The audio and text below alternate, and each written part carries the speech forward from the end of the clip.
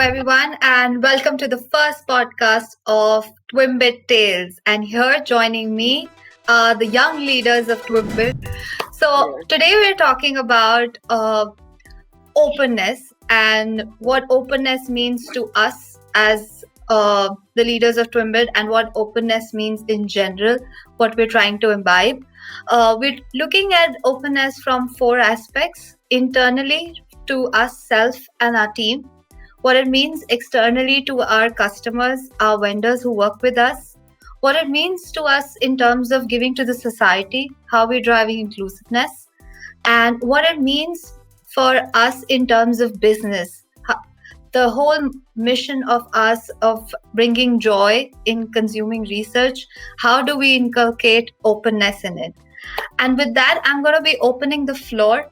And my first question to you all are, what do you guys think openness means to you when it is about yourself as a person, and what it means to you when you're talking to your team, or you're actually having your team moving around and doing conversations with others? So anyone can pick up the floor. Okay. Well, I think I'm gonna go first because I know Aman has a lot to say. But I think for me, openness is really two things, right? Like, one is transparency, and two is the ability to speak your mind.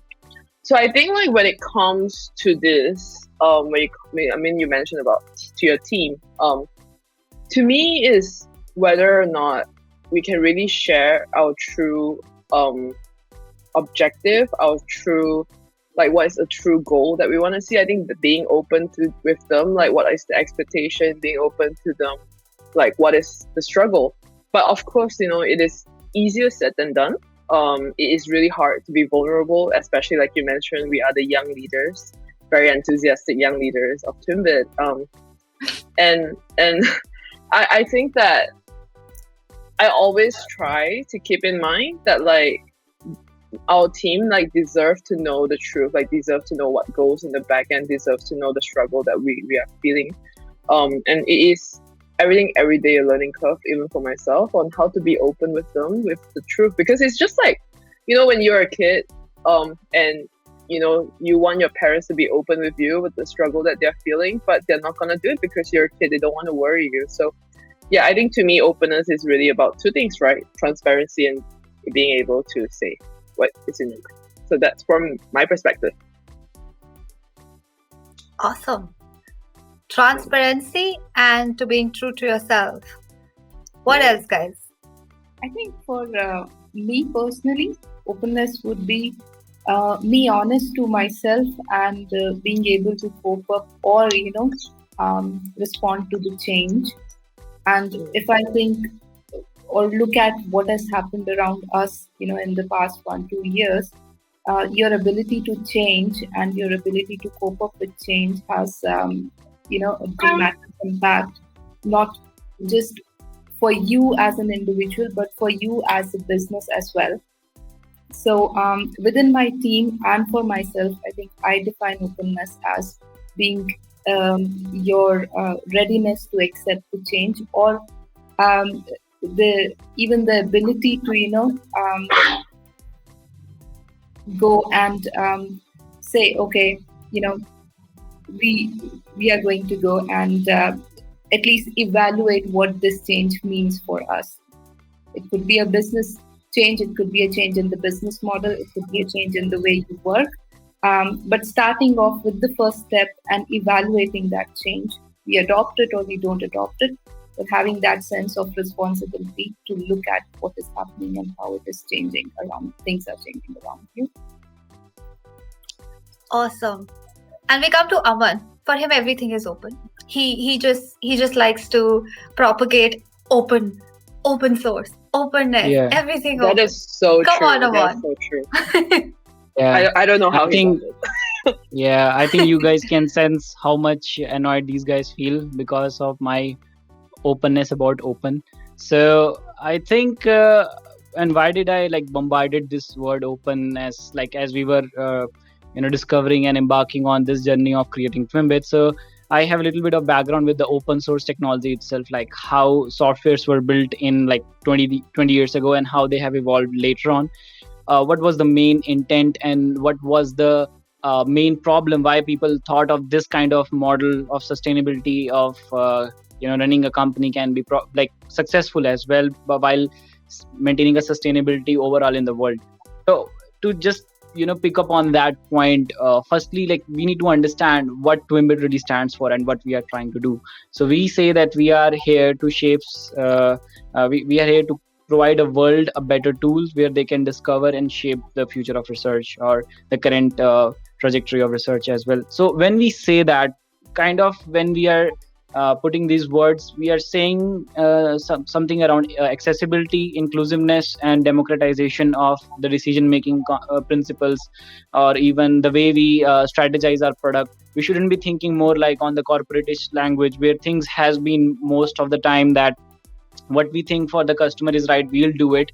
We'll see our profit first, and then customers it should be a surprise to them. And that's why customers sometimes in the next launch will be happy to see new features, and sometimes they'll be sad to see new pricing changes and all that. But I think these concepts are changing in terms of how it has changed in the software development industry for the past 20 years. So instead of saying that, why not create a platform that is built on each everybody's opinions and each everybody's say about how they want to build a research platform of the future. So it's about hearing them out, creating a platform where their needs and priorities are considered first, and then copying that same business model and same strategy inside the team as well. For example, you are not kind of putting in on a burden, okay, let's create this, like how corporate companies have been doing for the past 20 years, but instead saying, what do you think is the right thing to do if we want to achieve a vision? And that is a more successful and inclusive business model, I think, in my case, because then you don't need to have a motivation again and again. A person makes his life goal to achieve a certain vision in the life, and then he just attains it. You don't need a mentor or a manager or a CTO or a co-founder to tell him again and again. And that's the beauty of our startup. That's the beauty of the research world we are trying to create. So that's the main intent why I advocate openness too much. I don't know. Awesome. So how I think about openness is, I'll give an example. So when I started my career, and I started my career with a very big company, it had a lot of hierarchical structures. It went with a lot of process-oriented standardization concepts. And the first week, 10 days of your start of your career or your start of your job, you were put into a program where you were given a set of tools and a set of policies you had to go through, norms you had to go through, standards you had to go through. These you had to learn X tool, Y tool, just to become ready for that role. And that actually restricted me as an individual, that I couldn't share what I had in mind as a young individual starting a career, excited about her role. Okay, I can do this, I can do this, I can do that. I have these things in my mind. And although I was starting in an incubation team who was trying to start a new process in the organization, however, I was still pushed back with the same company rules and policies and standards. What it did was, it restricted my openness, because I did not have the freedom to share my ideas because I had to follow a certain norm. So as an individual, I felt that, I could do much more, but I wasn't given the ability to do much more. And that is where is the first aspect. What I felt when I joined Twimbit was, I was given a blank slate, that here it is, explore, do what you feel like, and then let's see what happens. Because then it gives me the flexibility to talk. It gives me the flexibility of sharing ideas. Whether I'm right or wrong does not matter, right? Yeah. And that helps me also to shape my team members, because when I shared my ideas with my team members and they shared their ideas with me, I could learn new things from them and they could learn new things from me. And that's how we collaborated and we became a team, and now a bigger team.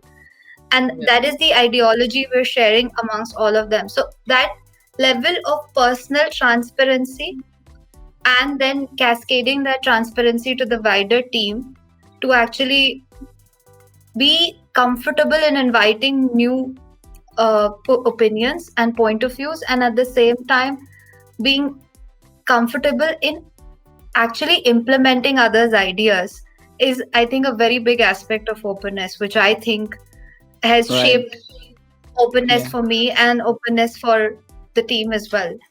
It's same like for example, I really like the term that you said. Any big corporate company will pass people through a training program, which is more like passing people through a production line where you are trying to brainwash them and bring them to the same energy level as other people so that other people don't start revolting. I don't know if that saying is right or not, but that's what I have felt. I've never worked in the corporate company corporate landscape before, but what I really believe is, like, let's say you are given a virtual scenario in which you have some Africans, you have some Americans, you have some Indians, you have some Asian, and then you just drop them on a island. Just imagine what will happen after 20 years. You don't tell them anything to do.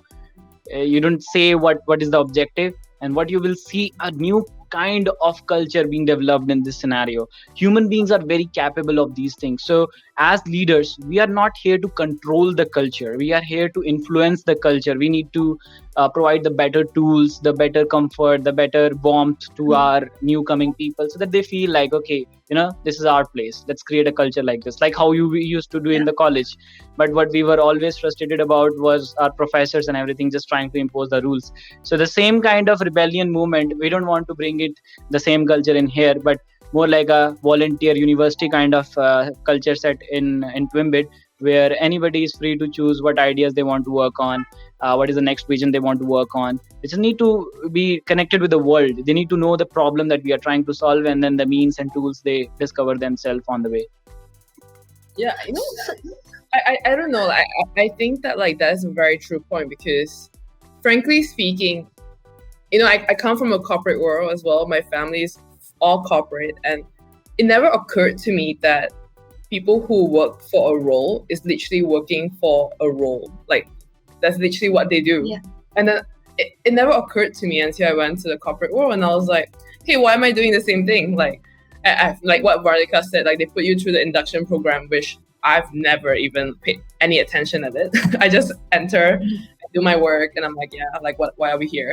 And I've always been, I guess, like a little bit of a misfit in the entire corporate setting. I think that's why I'm in a startup, and I truly enjoyed it, right? But one thing that I realized, I mean, being in a hiring position and more like managing others, right? It's more like, I don't know, like people do really enjoy that structure, because we have some former colleagues who has left us because of they seek a structure. So I think that's where I struggle to understand, like, how do we divide between being openness to explore, and yet enough to put people in the direction that they want themselves to go to, because they still need, like what Aman mentioned, right? Just he said influence the culture.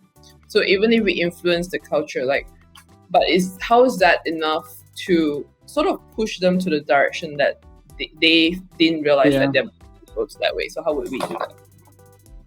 Yeah, I think the differentiation is more between the organizational system kind of setup that's even needed. I have a friend who works in Microsoft, and we were having a conversation yesterday of how their positions are divided into some kind of games ranks. Like, he's on rank 61, to earn this much salary he has to reach to rank 100. And I was like, doesn't it sounds fun? It should release a Xbox game or something where each employee is a digital avatar or something. I mean, of course, like when the company size increases, then you need these kind of system. But these are not the things that should come on day one. I mean, like, imagine if you are adding a limiting factor on the day one, what kind of place it would become after 20 years when people are like 1,000 or 10,000 people. I don't know if we will be reaching that size ever. I believe in having small teams and then working very close instead of working with a lot of people.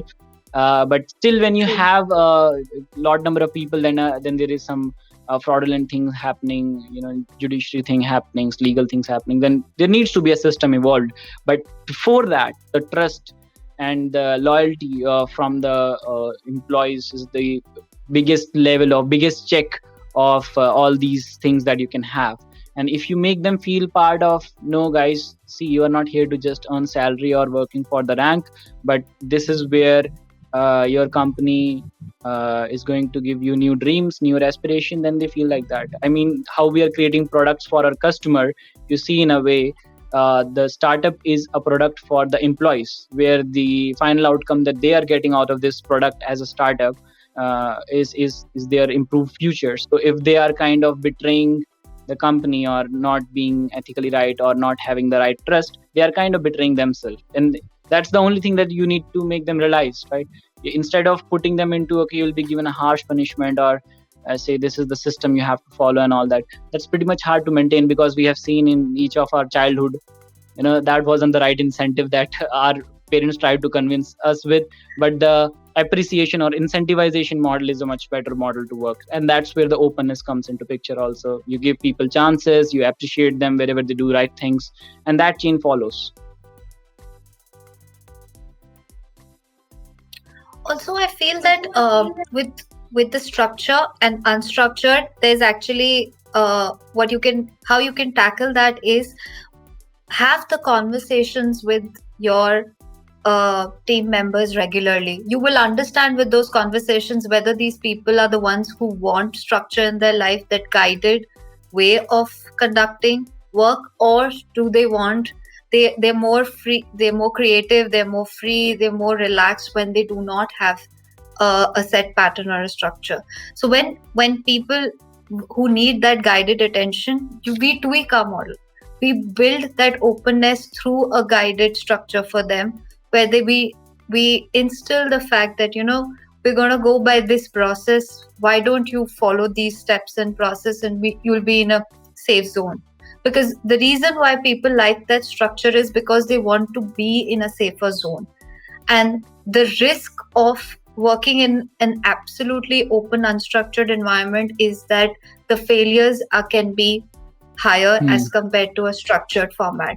So the only reason why a person would want to move towards a more structured environment is because they have the fear of failure, and that fear of failure is overpowering their need to be in that open environment.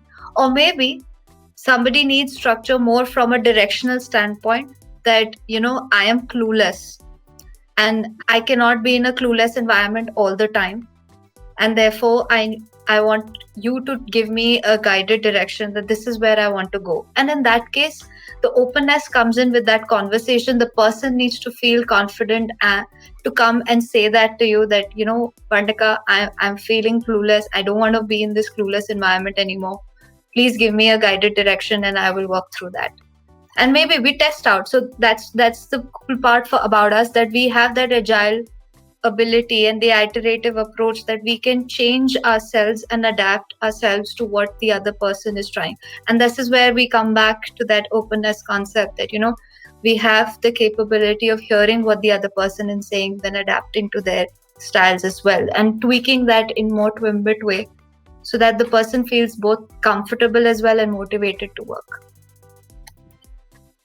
I think I probably resonate with what you all mentioned about being open and about being a little unstructured. But somewhere in my mind, I'm not 100% or completely convinced of being so fluid that there is no structure at all.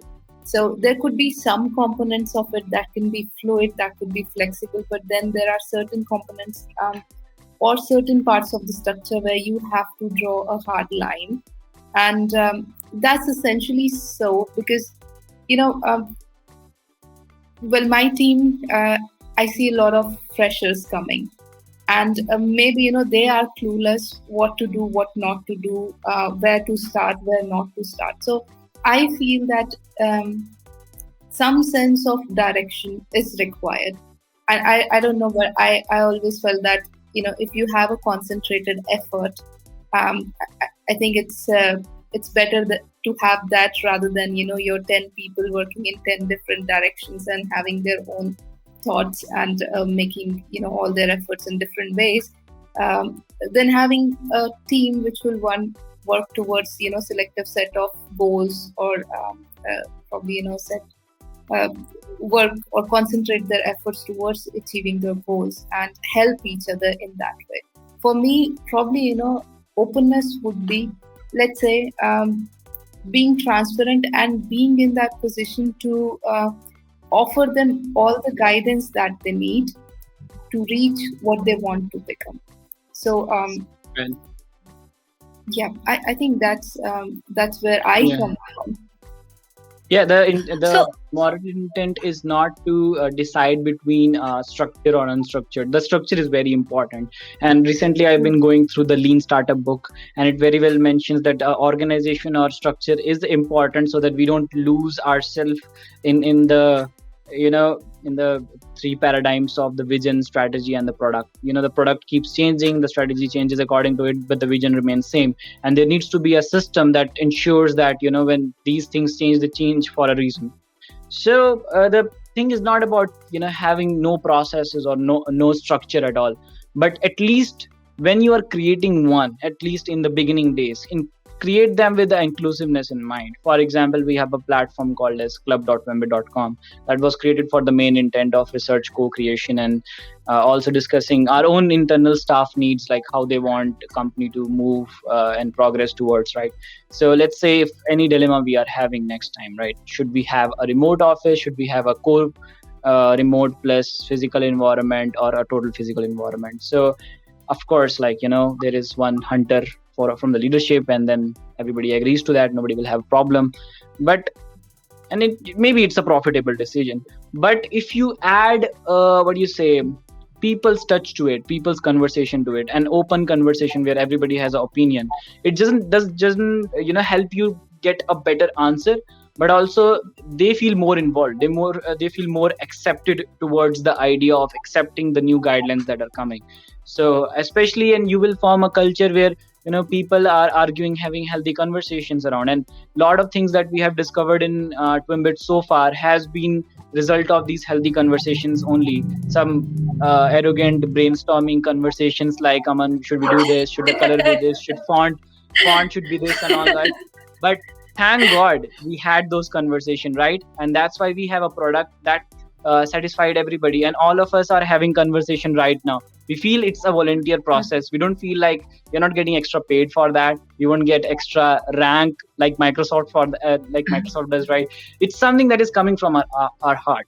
So in the good days when everybody celebrates the appreciation or success together, in the bad days also we'll come together and we'll support each other. We'll not say that this is just the CEO or CTO's problem, but this is like everybody's vision. These are the one who just represents us. But when we were making decisions, they added us into that decision making process. So we should be also there when there is a bad time. So I think that kind of connected open culture is what we are pointing towards. So it's a system where everybody feels part of, nobody feels left out. And I think you touched upon a very interesting point, which was around inclusivity. And this is what I want to understand. So we've talked about ourselves, we've talked about our team, we've talked internally. Yes, we are the custodians of openness. We imbibe it, we embrace it, we envision it to be a part of us forever. What is there about the society? How are we driving that openness outside of us? Whether it's our society, whether it's about our customer, whether it's about talking to even our vendors, the suppliers. How are we driving that openness? I would like to know Jessie's answer first, because she's the one who is more connected with these people. I'm the guy who is more into the code and development side. Oh my God, I don't know why. So, the thing is this, I think for my role, like what Aman said, I deal with a lot of customers, I deal with a lot of partners, and a lot of, I think the key to understand here is everybody has their own agenda. Everybody wants to do things a certain way because they need to answer to their management. I need to answer to my management. Like, it all ends up that I realize the key goal here is to be really as true to, I think, like what I want to say. It's kind of like this. If let's say I go to a partner and I go like, hey partner, like this is how much we can do, and I'm being really honest here. I'm not even trying to pretend that I'm trying to, like play hard to get, and I'll I'll try and get more money off you. Like it really doesn't. It isn't like that, right? Because first of all, we are a startup, and we are disrupting a very traditional industry, and with very traditional players who are charging very high prices, right? Which have a plethora of vendors that they can choose from. So as a startup playing in such a, I would say, almost a scary field, it's not like your consumer field, you're playing a B2B field.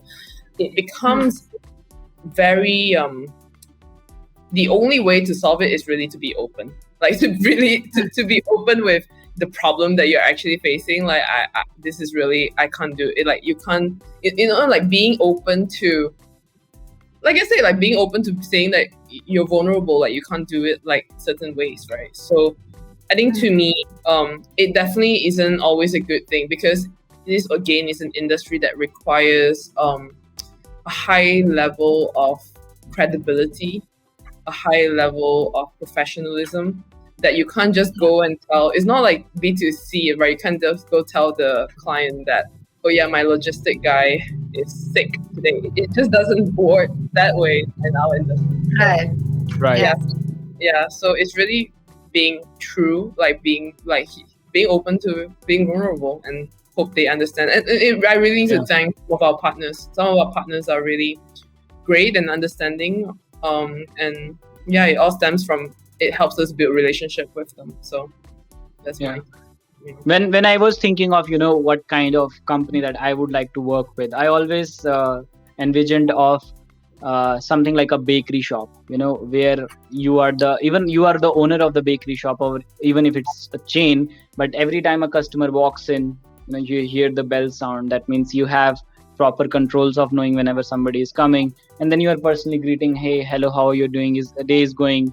Then you can suggest them how they can improve their lives in terms of what new breads they should try, or what kind of new bakery stuff. Varnika for sure loves going to these bakeries, and me also, so I love it. You can personally greet them. Even you are accepted towards it. Imagine which bakery shop you would love to go with. Some a shop where they are open about the feedbacks. They say, okay, no problem, we'll give you a refund, or maybe we'll give you better bread, or maybe who will suggest you should try this pastry, or one in which they are like, okay, this is this much money, we don't talk here, we just produce our thing, right? You directly have that answered. So what really openness with a customer means in a metaphoric way is, how can you create a representational structure where the customer feels like that the company who is providing the service is just a counter behind, and they are there to listen, right? Even if there are partners, there are customers, or even the individual last mile person, right? So that comes from having a customer support where we can directly talk. Even we have randomly a video call some of the customers when they are not able to understand the technology, and even if it's off the topic, even if it's not related to our company anymore, because what it means to us is making them successful finally. Then recently we thought of, why not open what conversation we are having inside the company a little bit to the world. So we started releasing product releases with the people, so that they get excited, they vote for what features they like. We have a feature request board where any customers can tell us what features they would like us to work with. Request for insights, where they can request for content they would like to get on Twimbit. And then finally, research co-creation, where partners are coming, excitingly telling us what new research we should do. And even when we are having conversation with our customers or enterprise partners, we tend to have that feeling that, okay, it's not a production process. First of all, we rely on your feedback to create a product. We are trying to create a breakthrough in an industry which has been dominant in a very non-democratic fashion into deep pockets of people. So the first thing to create the open culture and solve this problem is to hear out these guys first, right? So my example for maintaining an open relationship with the customers, be like a bakery shop, and I'm the baker. God, I'm going to be your first customer and your loyal customer. Oh my God, so simple. So simple. Yeah. And I'm going to be that bakery customer who's going to be sitting there like a granny, giving all the time, giving him all the tips what and happens, tricks. what drives the customer more, so you will refer your more friends to come to that bakery shop, right? So that's the main Of intent. course. You don't need any marketing or anything like that. You just create a very organic, healthy relationship with the customers, provide them with a warm Right. touch of personal touch of co-founders, and then just they becomes the advocate of the product. You don't need to do that advocacy anymore. So what will you do to your competitor, your competitor who are baking right next to your shop? So first of all, I don't think calling them, because the market that we are in, it's a very good point that Jesse you have touched. First of all, the market we are in, having competitor is a very bad thing, because if we are solving a world's problem, it doesn't matter who is solving it. This is a big intent, right? Let's say SpaceX is a very successful rocket company, but if NASA was seeing it as a, you know, competitor, then no patents or nothing has been open to this space company, and they would have to invent everything from the scratch. So this is where the open source principles comes into play. A lot of our listeners would be surprised that even Google, Apple, and Microsoft are competitors in that landscape, but still they share open source technologies together. You won't believe it, like written code by a company, Microsoft, Google will be directly using that technology. Some technology written by Google, other company will be directly using it. And that's the way it works. The main intent is to innovate human inventions, human experience, and even in research. If you have a competitor, why do have a competitor at all? Why can't we have a standpoint where both of us can collaborate on some points, but we don't reinvent the wheel, right? You invent the wheel, I invent the spoke, because we have to invent the cycle ultimately, right? That's how the global economy works. So the system is changing. It has been adopted by different companies as well. Research, unfortunately, wasn't that scenario, but I think we are there to bring this touch and openness to that industry as well. Yeah, I can't imagine like my former company sharing research with another company without calling them like, oh, they're copying us. Yeah. I can't imagine that for us, but definitely I think it's something that we're changing that's really big, that's really taboo to even say that like, oh, your research is from that company combined with this company. Like, it's something that unheard of and unthinkable. But that was the same scene, right? If you go 20 years ago, IBM using Apple's code, right? This was a lawsuit by then. Like when Apple introduced mouse cursor from Xerox, they were like furious, right? When Windows copied some UI elements from Apple. But now you don't see that. Like now in technology, these things seems more common and common. Like same search engine style, same UI style, same user experience, same features. Even name of the some features is same. So people are not creating a unique identity or copyright infringement issues, but they are more into collaboration, because the customer success is what means a lot. And you have examples of the other way around as well, right? I don't want to point, but like if Apple lawsuit where they are trying to maintain a market share, what happens when these company becomes too big, that they have done good things for the people, but still people think it's bad because they are keeping it in the closed doors. So starting it from day one, being open is, I think, a right way to go. True. What do you think, Indrapreet? You work with telecom people. Do you think they are as open as... Well, telecoms is one of the most open industries, I will say. Or maybe, they are trying to open up now because they have been disrupted by open companies, as we can see. But yeah, I think from the customer standpoint, well, when I was being interviewed for Twimbit and for this role, I was asked one simple question about how do you go about producing a research. And I gave my traditional answers about, well, you research the topic, you do this, you do that, and blah, blah, blah. And then at the end, Ashish asked me one simple thing. If you have to prepare something special for your husband, how would you go about doing that? And I think the first thing was you have to know what your husband likes. So, in this way, you have to know what is of value to your customers. What is it that they want to read, and what is it that will solve a problem for them? So in that way, if we are open to them and if we are inclusive of them in our research process, at the end of the day, when we serve them the research, they will not be surprised. They will probably, surprised in a nicer way. It's not that, they ask for something and we are delivering them something else.